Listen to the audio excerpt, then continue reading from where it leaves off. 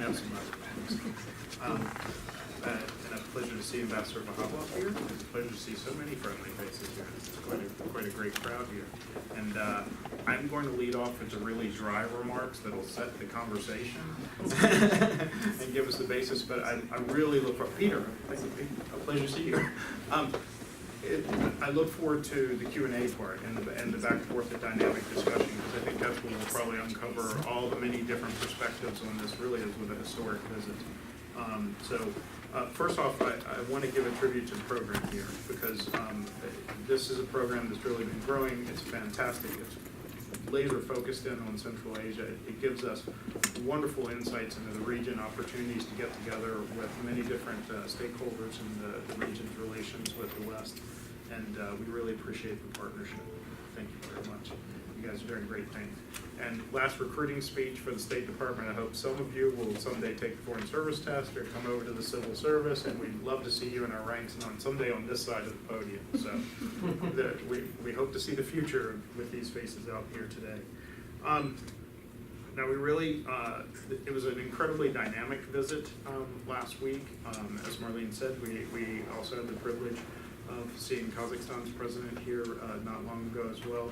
And Central Asia is very prominent in the administration's thinking and how to relate to Eurasia. And we've just been absolutely very, very pleased and privileged to have this highest level meeting here in the last 4.5 months.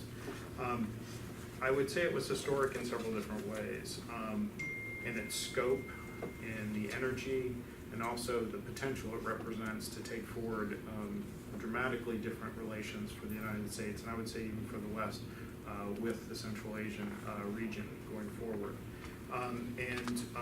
We laid the groundwork for many things last week. I would say we planted many seeds.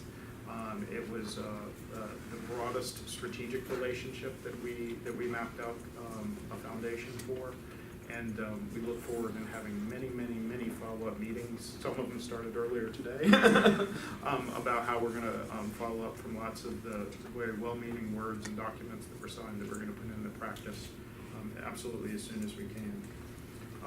When we think about Central Asia, if we drop back for a second, in our perspective, we're talking about a region that in and of itself has tremendous potential. It is one that also shares a lot of challenges that other important parts of the region, pivotal regions in the world share, and it faces some threats as well.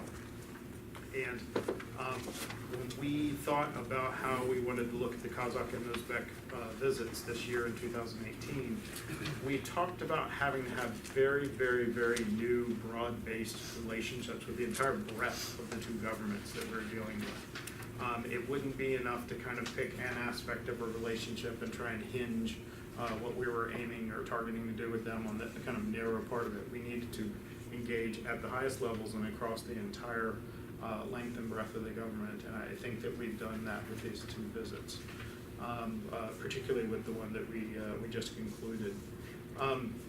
The region also is vital, and it's, I would say, strategic, borderline on pivotal. It's one of those because of the familiar Silk Road metaphors, the east, west, north, south, but I think it's pivotal for another reason. It's pivotal because of the dramatic explosion of its youthful population. It is got one country that's coming into the middle of the OECD index. It's got another that has the potential to verge onto it, and it has linkage potentials to show how that growth can be both a model for others around it to follow, but also to show that there aren't zero-sum choices that the societies in the middle of Eurasia have to choose one way or the other, north, south, east, west. They can make their own choices and map their own futures. And that is a message that we very much want to underscore. It's part of our message on continuing to support their sovereignty, territorial integrity, and their independence. Now I'm going to do something that may sound strange because I'm not going to talk about Uzbekistan for a second, and I'm not going to talk about Kazakhstan either. I want to talk about some recent visits we've had in Dushanbe and Bishkek. And if you'll bear with me for a second, there's a little bit of a reason for this. It's part of the long play for the region and experiences we've had there with some focus teams and why it's underpinned the approaches we're taking in in these recent high-level visits. When we were recently in Dushanbe talking with authorities there, both Tajik authorities and a large number of regional players that were there for, it was part UN, part Tajik hosted conference on counterterrorism and transnational threats. We were struck by, you relearning important lessons. If you get together, like some of you have probably been to counterterrorism expert meetings, you often hear them talking about very tactical things, talking about their quick wins, how they're going to get the latest theory in counterinsurgency or counterterrorism brought up to scale or something like that. That wasn't really our takeaway after 2 days of meetings there. Our takeaway is that one of the most valuable things that we were doing, we were instead doing nowhere near the Ministry of Interior halls or the security services halls. It was the things we were doing out in the American corners. It was the things we were doing out with the Ministry of Education, with some local police that we went down and visited, where we helped them repair a police station about a couple of kilometers from the border. And it was talking about basically with middle grade school teachers that we engaged in that trip in 2 different sub-regions, one in the Far East and one in the southern part of Tajikistan. And it was about helping ourselves hear the messages about what their students were encountering, what their colleagues were encountering, about the types of messages that could someday lead to radicalism. But they were really about choices that they feel like in their society they're having to face. And they're yearning to look for alternative points of view, different information outlets. They're basically yearning to participate in critical information and critical decision making and thinking. And we had I think a very important meeting when we came back from it. Then rather than as Ambassador Hoagland's probably sat in some of these meetings after you come back, are we going to put X .2 million more dollars? I know Paul's probably going, I don't want to talk to the Hill about this. This is on the record, but kind of only aside. We have, I think, a more meaningful discussion, which was if we're really going to be in a discussion where we want to help these governments, these societies ward off the transnational threats, there are real significant lures and challenges to their public governance models. Where do we want to be? Do we want to be out in the streets? Do we want to be out with educators? Do we want to be out with local police dealing with local problems? Or do we want to be more in the halls of trying to find the latest thing that looks like an NCIS sort of scenario or something like that?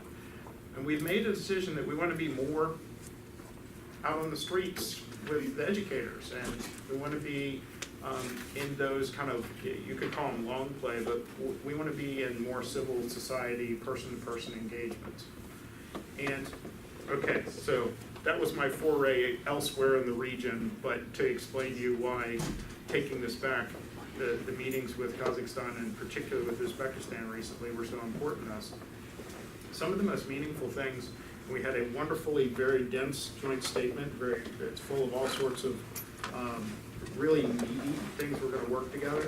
But I think some of the most meaningful things we did were in the memo, the memorandums of understanding that we're going to put together with them on working in the universities within American corners, adding a significant number of Fulbrights to help at different levels of education and help bring teaching methods and critical thinking methods into the full Ministry of Education web, if you will.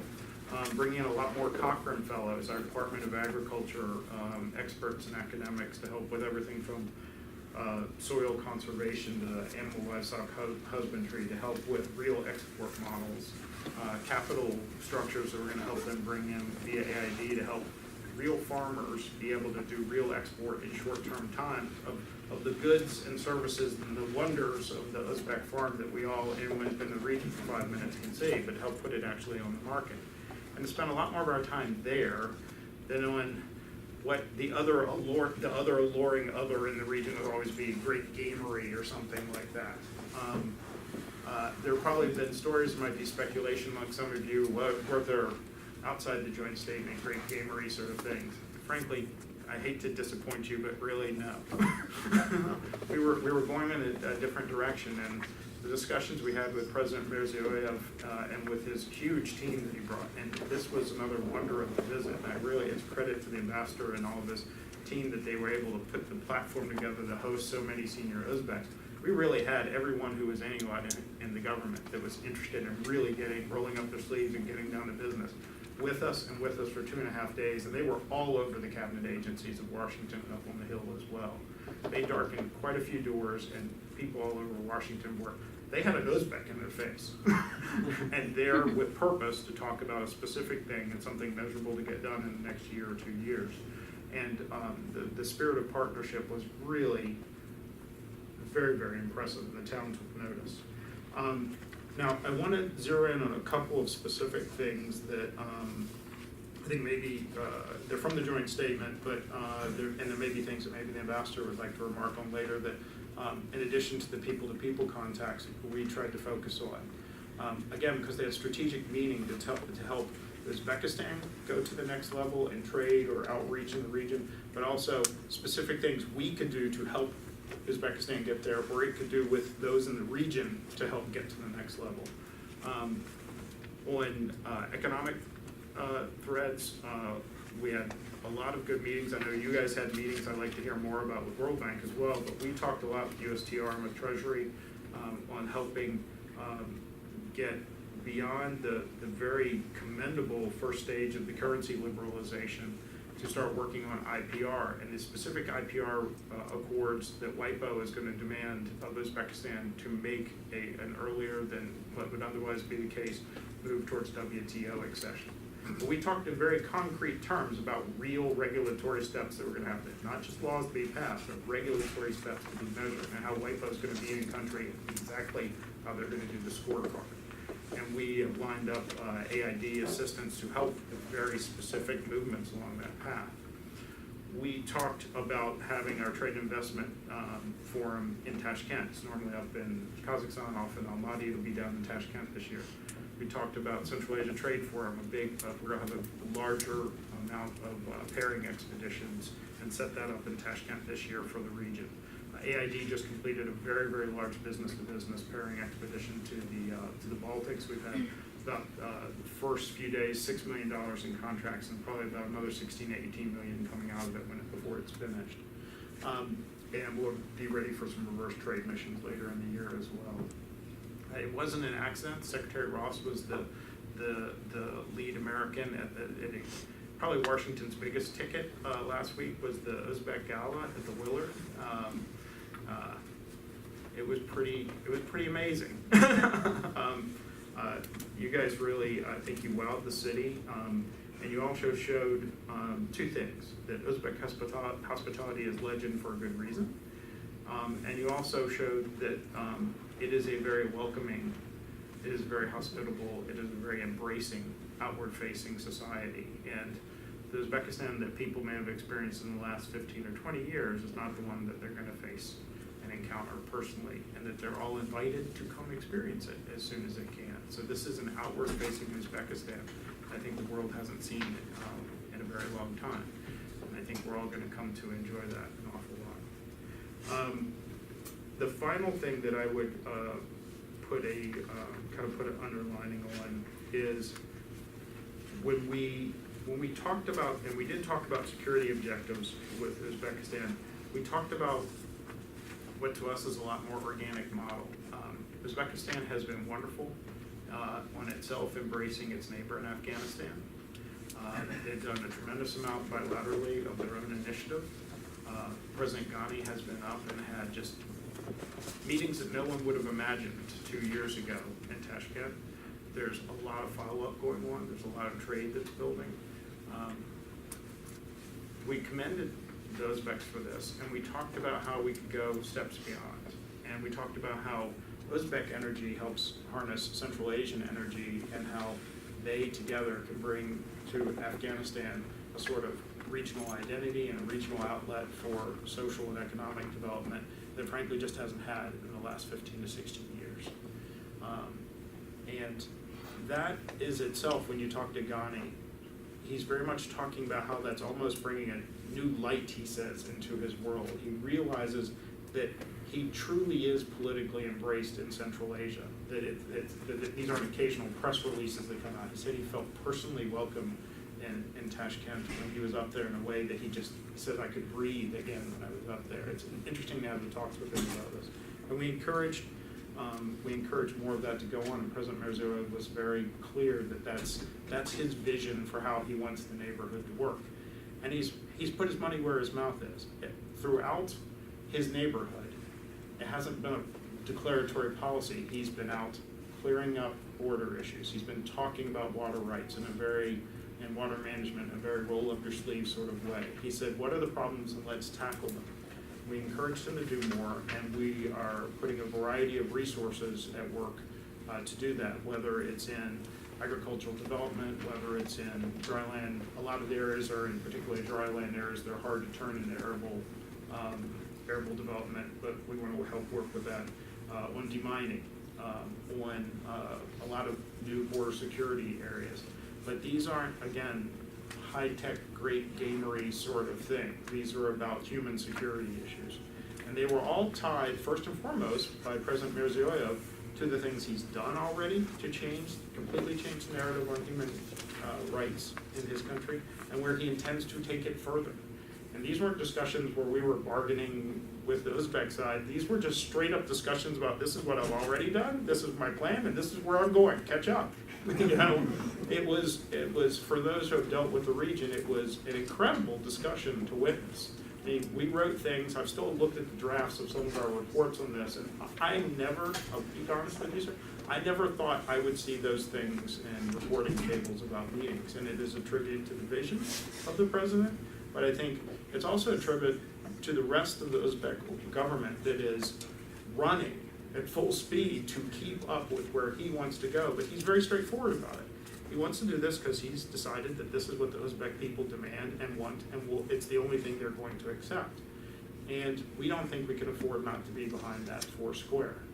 So a lot of what we did was not, again, something that fits in sort of zero-sum calculus. It was about human potential realization, and about talking about human security and having models where we can continuously be in contact with each other. And the one other thing, it was a very bureaucratic thing, but it's an important thing. We talked to each other about metrics. How are we, during the course of this year and next year, going to be talking to each other so we realize how we're measuring? Are we making the progress we want? You know, where do we see this in 6 months? How are we going to have the meeting to follow up? If not, if we're ahead of schedule, what extra resource might we put into it? It sounds very mechanical, but to be able to be in that sort of discussion, which is a very advanced sort of bilateral, multilateral discussion, with Uzbekistan was just a real thrill, frankly, for those of us that work in this, and it certainly helps the internal state AID mechanics to be able to figure it out. So I'm grateful for that. So that's my lead-in. I look forward to the discussion, and I really look forward to hearing Ambassador Vahabov and Paul and Abahor give all the different perspectives. There are so many stakeholders in this wonderful relationship, and I look forward to taking it all together. Thanks.